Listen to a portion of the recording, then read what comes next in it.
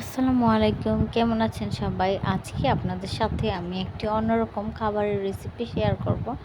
তো এগুলো দেখতে পাচ্ছেন, এগুলি কাঁঠালের ভিতরে যে অংশটা থাকে অনেকে বোঁতা বলে, তো এটাকে আমরা ভালো করে ছিলে তারপরে কেটে নিচ্ছি কচুর মতো করে। তো এটা খেতে কচুর মতো লাগে একটু একটু।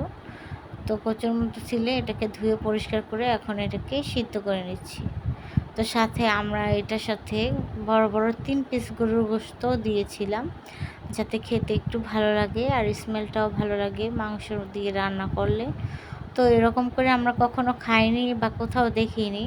তো দেখছি যে কাঁঠালের ভিতরে বোঁতা দিয়ে মানুষ বিভিন্ন রেসিপি তৈরি করছে, তাই আমরা নিজে থেকেই শাশুড়ি মা এটা রান্না করতেছিল। তো ফার্স্টে আমরা এগুলোকে ফ্রেশ করে এখন আমরা বেটে নিচ্ছি। তো এটা যেহেতু একটু কচুর মতো আছে, তো এটাকে সামান্য বেটে একটু নিচ্ছি সুন্দর করে। সাথে গোস্তগুলিকেও একেবারে জোড়া জোড়া করে থেতো করে নিয়েছি। তো থেতো করার পরে গোস্তগুলি এরকম হয়েছে, আর কাঁঠালের বোঁতাটাও একটু নরম হয়েছে। তো আমরা রান্নায় চলে আসলাম। তো ফার্স্টে আমরা তেল আর পেঁয়াজ আর তেজপাতা দিয়ে রান্নাটা বসিয়ে দিয়েছি। তো আজকের রান্নাটা মা করতেছে। তো এই কাঁঠালের বোঁতাটা রাখা হয়েছিল, আমরা এটা দিয়ে ভর্তা খাবো যেহেতু ফেসবুকে দেখেছিলাম, বাট সেটা না বানিয়ে নিজের আইডিয়া থেকে মা এটা রান্না করতেছে কাঁঠাল তরকারির মতো করে। তারপর দিয়ে দিচ্ছি আদা রসুনের পেস্ট। তো যেভাবে কাঁঠাল তরকারিটা রান্না করি সেভাবেই মাংস দিয়ে এটা রান্না করে দেখতেছি কীরকম লাগে।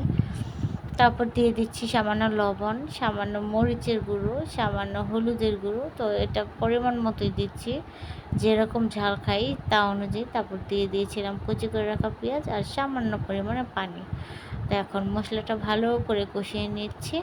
তো সাথে দিয়ে দিচ্ছি গুঁড়া যে মশলাটা আমাদের ঘরে থাকে সেটা দিয়ে দিয়েছিলাম। তো দিয়ে এখন নেড়ে চেড়ে মিশিয়ে নিয়েছি। এখন দিয়ে দিচ্ছি সেই থেতো করে রাখা কাঁঠালের বোঁতাটা আর সাথে গোস্তগুলি। তো যাতে খেতে গেলে একটু জুড়া গোস্ত কামড় লাগে সেজন্য একটু স্বাদের জন্য দিয়েছি। তো নাড়াচাড়া করে আমার রান্নাটা হয়ে গেছে। তো দেখতেই পাচ্ছেন রান্না করার পরে কীরকম হয়েছে। তো রান্না বান্না শেষ করে বাবাকে খাবার দিলাম। বাবা খেতে বসে কী বললো আপনারাই দেখে নিন। তো আসলেই খাবারটা খেতে অনেক ভালো হয়েছিল।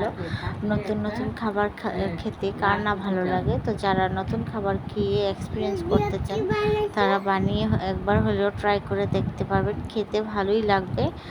তো আমার ভিডিওগুলি যদি আপনাদের ভালো লাগে আর আমার নতুন রেসিপিটা যদি ভালো লাগে তাহলে আপনারা লাইক কমেন্ট করে আমাকে জানাবেন, কারণ আপনাদের প্রতিটা লাইক কমেন্ট দেখে আমার নতুন নতুন ভিডিও করতে ভালো লাগে, উৎসাহিত হই।